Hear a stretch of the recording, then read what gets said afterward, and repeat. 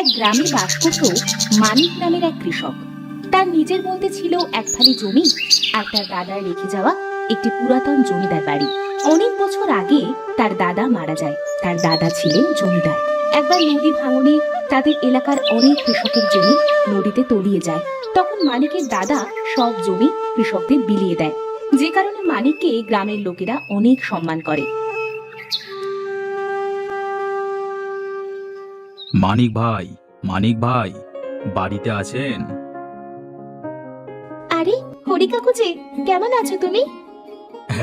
ভালো আছি মিনুমা, তা তুমি কেমন আছো? আমি ভালো আছি কাকু। তা তুমি এত সকাল সকাল কি মনে করে? তোমার বাবার আখ খেতে সেচ দেওয়া লাগবে। আচ্ছা কাকু, তুমি দাঁড়াও, আমি বাবাকে ডেকে দিচ্ছি। তোমার বাবা কি ঘুমাচ্ছে মিনুমা? হ্যাঁ কাকু। তাহলে তাকে আর ডেকো না, মানুষটা অনেক পরিশ্রম করে, একটু শান্তি করে ঘুমাক। আমি মাঠে গিয়ে কাজ করি। তোমার বাবা ঘুম থেকে জাগলে মাঠের দিকে পাঠিয়ে দিও।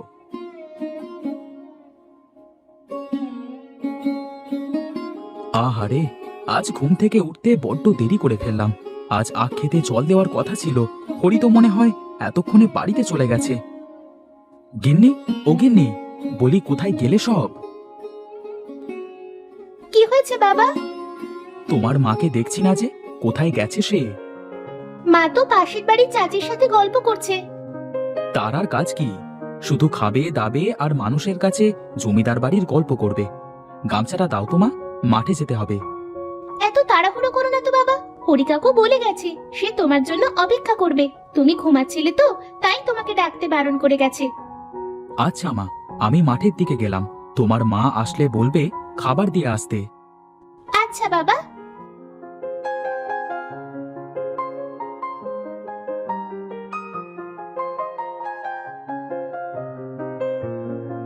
আচ্ছা মানিক ভাই, তোমার দাদা যে এতগুলো জমি মানুষকে দান করে গেছেন, তোমার কি এতে একটুও খারাপ লাগে না? কি যে বলো হরি ভাই, এতে খারাপ লাগবে কেন? আমার তো তার এই কাজের জন্য তাকে অনেক ভালো লাগে। সে যদি জমিগুলো আমাকে দিয়ে যেতেন তাহলে আমি একা সুখে থাকতাম, কিন্তু তার মহান কাজের জন্য সবাই দুমুঠো খেয়ে পড়ে বেঁচে আছে। যদি এখনকার জমিদার আপনার দাদার মতো হতো তবে গ্রামের মানুষের সুখের শেষ হতো না। এখনকার জমিদার শুধু নামেই জমিদার, কিন্তু আসলে সে একটা ডাকাত। আচ্ছা বাদ দাও সেই সব কথা, তোমার ভাবি আসবার সময় হয়ে আসছে। কি হয়েছে? কি এত গল্প হচ্ছে দুই ভাই মিলে শুনি? ওই দেখো, বলতে না বলতেই সে হাজির। তোমার কথাই বলছিলাম গো গিন্নি, বড্ড খিদে পেয়েছে, খেতে দাও। এই নাও, দুই ভাই পেট পুড়ে খেয়ে নাও।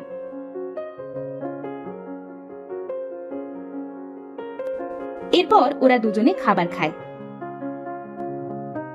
মানিক ভাই, আমি তাহলে এখন উঠি। কাল আমার মেয়ে জামাই আসবে, গঞ্জে গিয়ে বাজার করতে হবে ওদের জন্য। হরি ভাই, তাহলে গঞ্জের আখের বাজারের দরটা একটু দেখে আসবে ভাই। আচ্ছা মানিক ভাই।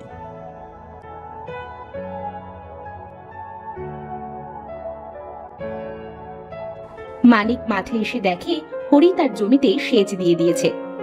এ কি হরি ভাই, তুমি আমাকে না ডেকে এত কষ্ট করে আমার জমিতে সেচ দিতে গেলে কেন? এ আর কষ্টের কি ভাই, আপনারা মানুষের জন্য যা করেছেন সেই তুলনায় এটা তো কিছুই না।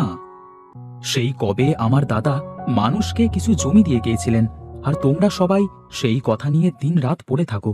এখন চলো গাছের ছায়ায় গিয়ে বসি, একটু পরে তোমার ভাবি খাবার নিয়ে আসবে, তখন দুই ভাই একসাথে বসে খাবো।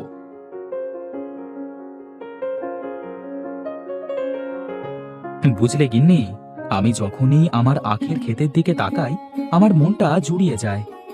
তা তো জুড়োবেই। দেখো দেখো কত ভালো ফলন হয়েছে আমাদের আখ খেতে। আচ্ছা শোনো, বাড়িতে বাজার শেষ হয়ে গেছে, বাজার করতে হবে তো। আর কটা দিন তুমি একটু কষ্ট করে চালাও, কিছুদিন পরে আখগুলো বেচে ভালো করে বাজার করব। তা উকিল সাহেব, ওপাড়ার চরের জমিগুলোর নকল কাগজ বানাতে বলেছিলাম, তার কি করলেন? সে প্রায় শেষের দিকে জমিদার মশাই, কাল পরশু কাগজ চলে আসবে। তাড়াতাড়ি করো, পরশু শহর থেকে লোক আসবে জমি দেখতে। জমির কাগজ দেখিয়ে ওখানকার লোকেদের সরাতে পারলে ওখানে কারখানা হবে আর আমাদের মোটা টাকা লাভ হবে। ও নিয়ে আপনি চিন্তা করবেন না, কালকের মধ্যে কাগজ চলে আসবে। তা দিনু মিয়া, শুনলাম এইবার নাকি গ্রামে আখের ফলন ভালো হয়েছে। কাল থেকে আখ কাটা শুরু হবে জমিদার মশাই, আর পরশু আমাদের ব্যাপারী আসবে আখ কিনতে। তাহলে পরশু আমি কোন কাজে যাই বলো তো? একদিকে ফসল কিনতে হবে, আবার অন্যদিকে শহর থেকে লোক আসবে জমি দেখতে। আপনি জমির কাজে যান, আমি এই দিকটা সামলে নেব। তবে তাই হোক, তা আখের মন কত করে দেবে বলে ঠিক করেছো? 10 টাকা মন। তা যা করবে ভেবে চিন্তে করবে, কোনো গোলমাল যেন না হয়। অন্যদিকে হরি গঞ্জ থেকে বাজার করে ফিরে আসার পথে মানিকের বাড়ি যায়। মানিক ভাই, মানিক ভাই, বাড়িতে আছো? বলো হরি ভাই, কি খবর নিয়ে এলে গঞ্জ থেকে?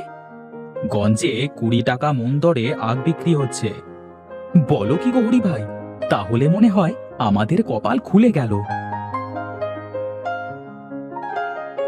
পরের দিন সকালবেলা গ্রামের সব চাষিরা আখ কেটে সবার আখ মানিকের ক্ষেতের কাছে রেখে জমিদারের ব্যাপারীর জন্য অপেক্ষা করে। তো সবার আখ তো ভালোই হয়েছে রে, নে নে, কার কয় মন হয়েছে ওজন করে টাকা বুঝে নে। তা তো হবেই, বলছিলাম কি দিনু ভাই, আগে দাম দর ঠিক করে নাও। দাম আর কি ঠিক করব, জমিদার মশাই তো মন করা 10 টাকা দরই ঠিক করে রেখেছেন। কি 10 টাকা? না না, আমরা খবর পেয়েছি গঞ্জে 20 টাকা মন দরে আখ বিক্রি হচ্ছে। আমরা এত কম দরে আমাদের ফসল বিক্রি করব না। তোরা পারিস বটে, তোদেরকে কেউ ভুল খবর দিয়েছে। গঞ্জে আখের বাজার একদম কম। আমরা কোনো ভুল খবর পাইনি দিনু ভাই, আমি নিজে গঞ্জে গিয়ে দেখে এসেছি। হয়েছে হয়েছে, তোরা এবার থাম তো, বাজার দর তো সবসময় ওঠানামা করে তাই না? আমি জমিদার মশাইকে বলে আর 2 টাকা মন প্রতি বাড়িয়ে দেব। এখন নে, আখগুলো নিয়ে জমিদার বাড়িতে চল তো সবাই। না না, তা হচ্ছে না, আমরা সারা বছর কষ্ট করে ফসল ফলাই, আর আপনারা আমাদের বছরের পর বছর ঠকাবেন, তা হবে না। ভাই, আমরা এখন থেকে গঞ্জের হাটে ফসল বিক্রি করব, কেমন? কি এত বড় কথা, আমাকে অপমান করলি? তোরা ভুলিস না, আমি জমিদার মশাইয়ের লোক, আমাকে অপমান করা মানে জমিদারকে অপমান করা, এর ফল কিন্তু ভালো হবে না। এ কথা বলে দিনু আর ব্যাপারী সেখান থেকে চলে যায় জমিদার মশাইয়ের বাড়িতে। কি খবর দিনু মিয়া, কত মন আখ কিনলে? ওই মানিকের কথা মতো সব ছোট জাতগুলো গঞ্জের হাটে আখ বিক্রি করতে গেছে। এখন থেকে ওরা আর আমাদের কাছে ফসল বিক্রি করবে না। এইভাবে চলতে থাকলে আপনার জমিদারি আর বেশি দিন থাকবে না। তুই থাম, ওই মানিক বেটার বড্ড বার বেড়েছে। উকিল মিয়া, আপনি কালকে মানিকের জমির নকল কাগজ বানানোর ব্যবস্থা করুন। ও নিয়ে আপনি চিন্তা করবেন না, আমি কালকে কাগজ নিয়ে আসব।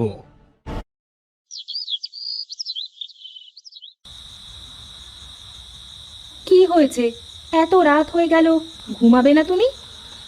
জমিদারের লোকের সাথে আজ একটু ঝামেলা হয়ে গেছে। জমিদার অনেক খারাপ মানুষ, যদি কোনো ঝামেলা করে সেই চিন্তা করে ঘুম আসছে না গো। চিন্তা না করে ঘুমাও, সব ঠিক হয়ে যাবে। পরের দিন সকালবেলা জমিদার মানিককে তার বাড়িতে ডেকে পাঠায়।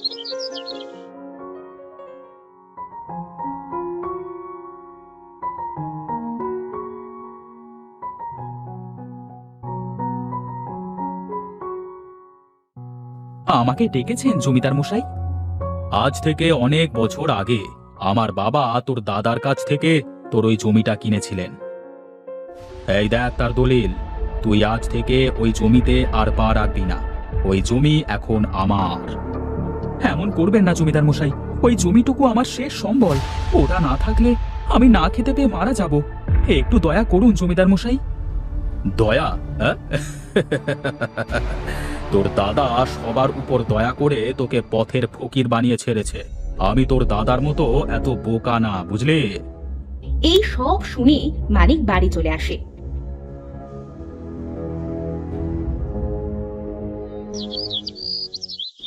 রাতে মানিক বারান্দায় বসে কাঁদছিল, তখন তার দাদার আত্মা তার কাছে আসে।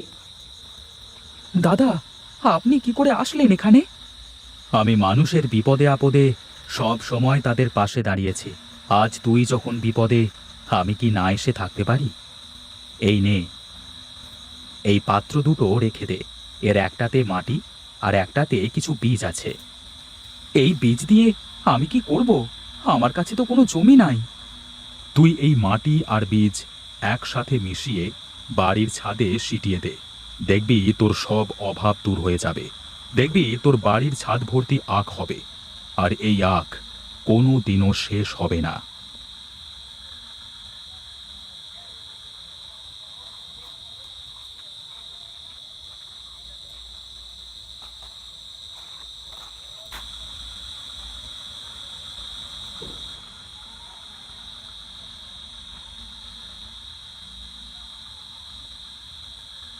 মানিক তার দাদার কথা মতো বীজ আর মাটি একসাথে ছাদে ছিটিয়ে দিয়ে ঘরে এসে ঘুমিয়ে পড়ে।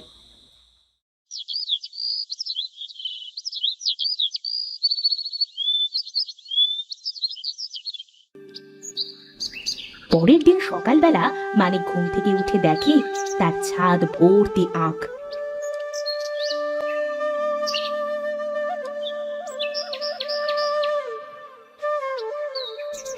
তারা সেই আখ কেটে বাজারে বিক্রি করতে লাগলো। এইভাবে বেশ কিছুদিন পার হয়ে গেল। একদিন জমিদারের কানে এ খবর চলে গেল। তা দিনু, শুনলাম মানিক নাকি বাড়ির ছাদে আখ চাষ করছে।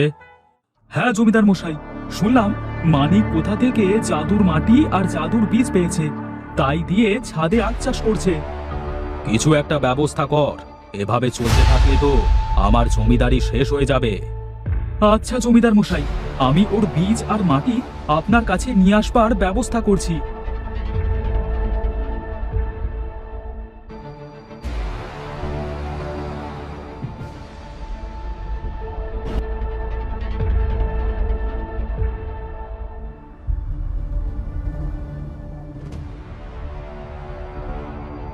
পরদিন রাতের বেলায় দিনু বীজ আর মাটি মানিকের ঘর থেকে চুরি করে নিয়ে আসে এবং তার জমিদারের বাড়ির সামনে বুনে দেয়।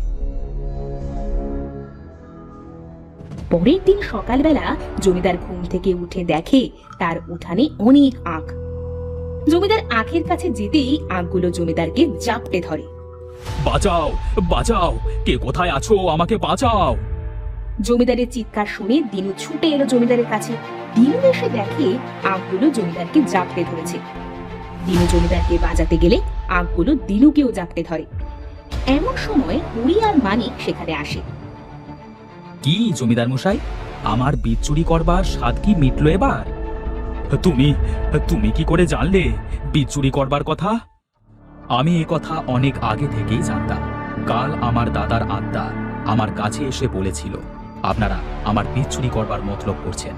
তিনি আমাকে বলেছিলেন বীজগুলো সিন্দুক থেকে বের করে রাখতে, যাতে আপনার লোক চুরি করতে পারে।